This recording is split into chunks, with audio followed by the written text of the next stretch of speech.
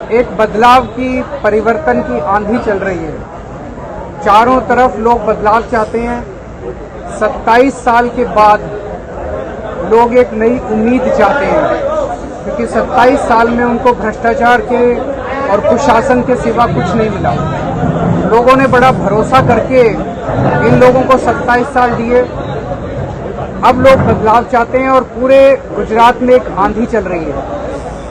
बड़ी मजे की बात यह है कि जब से आईबी की रिपोर्ट आई है कि आम आदमी पार्टी की सरकार बनने जा रही है, ये दोनों पार्टियां, अब सीक्रेट मीटिंग हो रही है इन दोनों पार्टियों की। रात को 12 बजे 1 बजे इनकी मीटिंग होती है और अगले दिन ये एक ही भाषा बोलती हैं दोनों पार्टियां। बीजेपी कांग्रेस को गाली नहीं देती, कांग्रेस बीजेपी को गाली नहीं देती, दोनों मिलके आम आदमी पार्टी को और केजरीवाल को गाली देते हैं।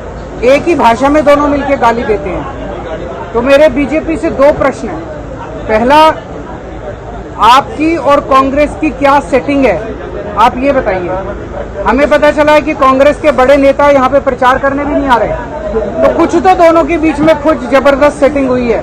तो ये बताइए कि आप दोनों के बीच में क्या सेटिंग है। और दूसरी, जब हम कहते हैं कि गुजरात के लोगों को अच्छे स्कूल देंगे, तो ये दोनों पार्टियां उसका विरोध करती हैं। ये नहीं चाहती कि गुजरात के बच्चों को अच्छी शिक्षा मिले।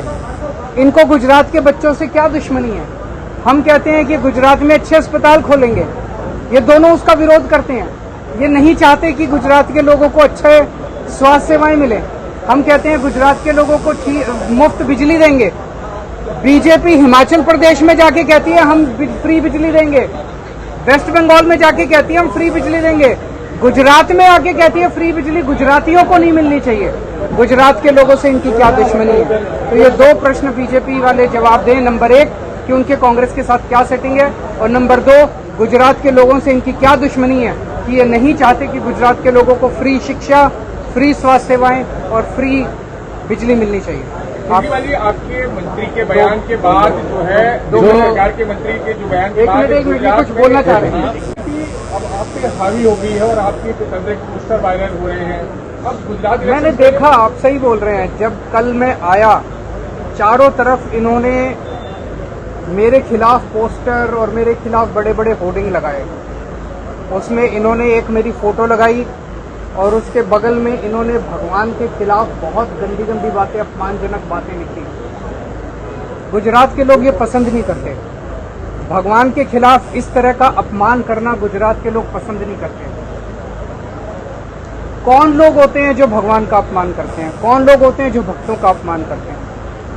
आपको याद होगा, हमारे पुराणों में लिखा है, रामायण में, महाभारत में, पुराने जमाने में जब ऋषि मुनि तपस्या कर रहे होते थे तो राक्षस आके उनकी तपस्या भंग करते थे। राक्षस भगवान का अपमान करते थे, राक्षस भक्तों का अपमान करते थे। ये जितने लोग, ये जो इन लोगों ने चारों तरफ, आपकी नफरत मेरे से है, आप मुझे जो मर्जी बोल दीजिए, आप भगवान का अपमान कैसे कर सकते हैं। तो जैसे मैंने कहा, ये राक्षसों के वंशज हैं, ये लोग कंस की औलाद हैं। और मेरा जन्म जन्माष्टमी के दिन हुआ था। जब मैं छोटा बच्चा था, मेरी दादी मुझे प्यार से कृष्ण लल्ला कहती थी। तो मैं इनको कहना चाहता हूँ, भगवान ने मुझे एक काम देके भेजा है कि इन कंसों की औलाद का, इन राक्षसों का नाश करना है, जनता को बचाना है इन लोगों से, जनता को गुंडागर्दी से, इनकी मारपीट से, ये जो भगवान का अपमान कर रहे हैं, इनसे बचाना है। जनता के साथ मिलके हम भगवान का काम पूरा करें। कौन है? यही लोग हैं जिन लोग आप जानते हैं, जो लोग आपसे पूछवा रहे हैं, वही लोग हैं। उन्हीं लोगों ने लगाए हैं सारे पोस्टर। आपका जो मर्जी मेरे से बैर है, मेरे से नफरत है ना, अब भगवान के खिलाफ कैसे लिख सकते हैं इतनी बुरी बातें। इसका मतलब आप गंदी राजनीति कर रहे हैं, आप भगवान को राजनीति के अंदर खींच रहे हैं। आपके मंत्री ने भगवान। गुजरात में हम आए, हम खेत ब्रह्मा गए, सुरेंद्र नगर गए, आज हम धर्मपुर से आ रहे हैं, कल रात वडोदरा में थे। चाहे वो शहरी एरिया है, चाहे वो गांव का एरिया है, लोगों का अपने आप घर से निकलना, इतनी बड़ी संख्या में निकलना, ये बदलाव के संकेत हैं। गुजरात के लोग एक नई कहानी लिख रहे हैं इस बार। पंजाब में भी बिल्कुल ऐसा ही हुआ था कि हमारी जो जब 40-50 दिन रह गए थे इलेक्शन में, तो लोग अपने आप बाहर आके हमें कह रहे थे कि हमें भी जो है बदलाव चाहिए और पारदर्शिता वाली सरकार दिल्ली में, ईमानदारी की सरकार दिल्ली में और भ्रष्टाचार से मुक्त सरकारें पंजाब और दिल्ली में चल रही हैं। जो भ्रष्टाचार में पैसा जाता था वो लोगों को मिल रहा है और ये बात इनको हजम नहीं हो रही, इसलिए ये हर रोज कोई नया कोई मुद्दा उठा के हमें बदनाम करने की कोशिश करते रहते हैं, अनाप शनाप बोलते रहते हैं।